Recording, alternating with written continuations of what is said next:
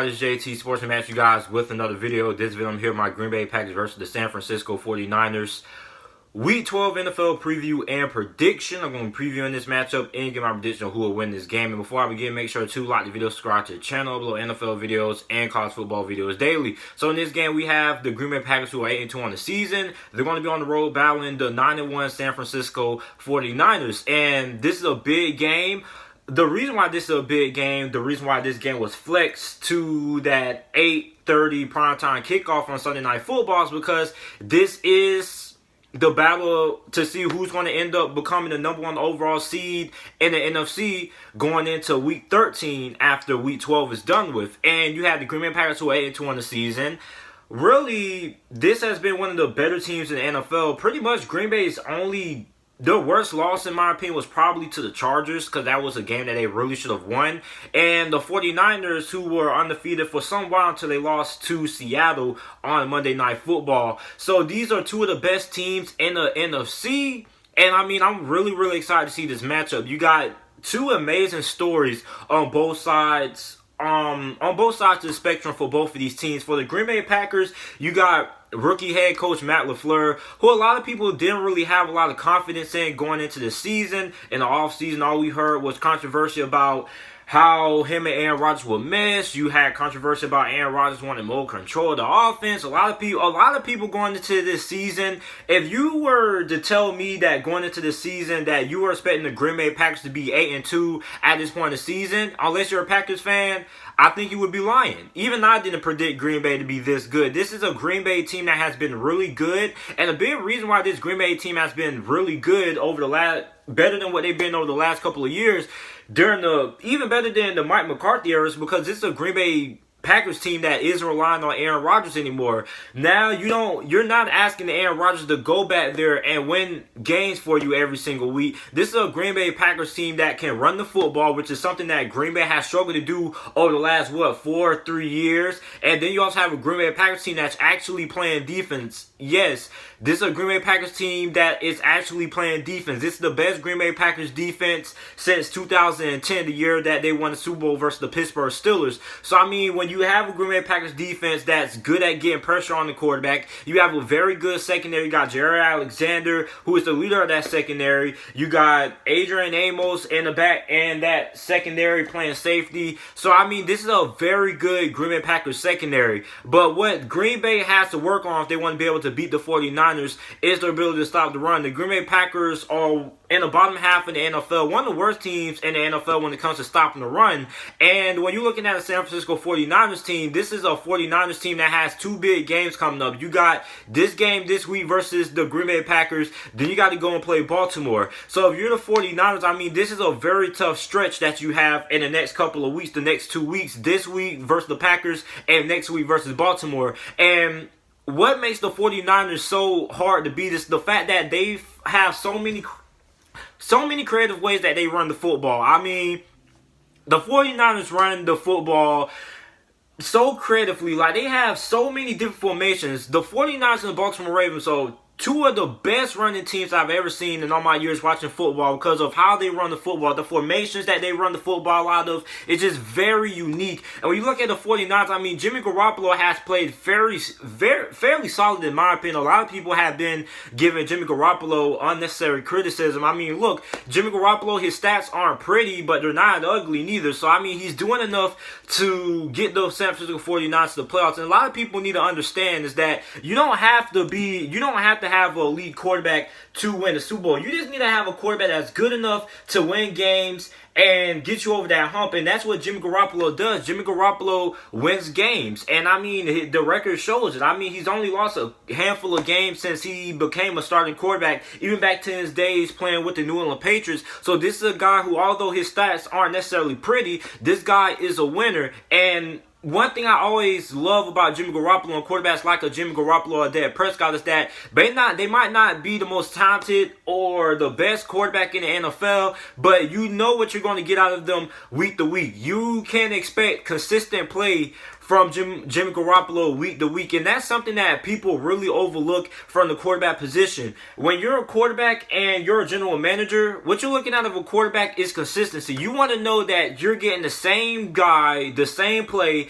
on a week-to-week basis. And that's something that really goes unappreciated, and that's something that really is overlooked in the NFL from the quarterback position is consistency. You want the most consistent guy playing quarterback for you. You want the quarterback who you know is going to have a solid day week in and week out. Yeah, they might have some bad games, but overall, you know that you're going to get a consistent and reliable play out of that quarterback on a week-to-week basis. Now, looking at what both of these teams to be able to do to win this game, looking at my keys to victory, for the Green Bay Packers, they have to be able to stop the run. The 49ers are the second best rushing team in the NFL behind the Baltimore Ravens in rushing yards per game with 149.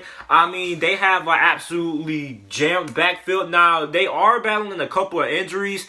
Matt Breida is banked up going into this game, so he's questionable to play in this game. But I mean, the 49ers have a lot of halfbacks at their disposal, man. They have 4 good halfbacks who could end up being starting halfbacks on majority of the NFL. So if you're the Green Bay Packers, you have to be able to find a way to stop the run. The Green Bay Packers have not really been that good this season versus the run. They are 25th in the NFL in rushing yards per game, allowed line 126.9 rushing yards per game. So if you're the Green Bay Packers, if you want to be able to win this game, you're going to have to be able to stop that rushing attack of the San Francisco 49ers, because not only are the San Francisco 49ers really good running the football, but because they're so effective running the football, they're also top in the NFL at time possession. So that means they are controlling the ball, they're controlling the pace of the game, and most of the time they keep the opposing team's defense on the field and keep their offense off the field. So if you're the Green Bay Packers, you're going to have to find some ways to stack that box and try to find a way to stop this San Francisco 49ers rushing attack. And that's easier said than done, because when you look at the formations that the 49ers use to run the football, I mean, it's very unique. And I mean, you got 4 good halfbacks on this team, or probably 3 because Matt Breida might not suit up. But at the end of the day, you still have a good trio of halfbacks that can get the job done for the San Francisco 49ers. So the Packers want to win this game. It's very, very pivotal that they're able to stop the run. And last thing Green Bay needs to be able to do is protect Aaron Rodgers. Now, this Green Bay Packers offensive line has been up and down this season. I've been seeing a lot of inconsistent play. One week, this Green Bay Packers offensive line plays great. The next week, they don't really play that good. And a good example of that is that Carolina Panthers game. Green Bay was protecting Aaron Rodgers, giving Aaron Rodgers solid protection versus a very good Carolina Panthers front seven. Actually, Carolina leads the NFL in sacks per game. They're averaging over 4 sacks per game, and they were able to give Aaron Rodgers a lot of protection. But when you go back to a couple of weeks prior when they played the LA Chargers, Melvin Ingram and Joey Bosa were causing a lot of chaos and a lot of havoc on our offensive line. So pretty much a big downside of this Green Bay Packers offense has been how inconsistent the offensive line play has been when it comes to protecting Aaron Rodgers. And when you're facing a team like the 49ers, when you got Nick Bosa, who a lot of people are arguing can end up winning Defensive Rookie of the Year and end up winning Defensive Player of the Year. Hasn't been a player to do that and all. I never remember last time I heard a rookie being nominated for Defensive Player of the Year. Never heard of that. Then you also got to look out for DeForest Buckner and D Ford as well. So this is a Green Bay Packers offensive line that's going to have to be able to play their best football versus one of the best pass rushing teams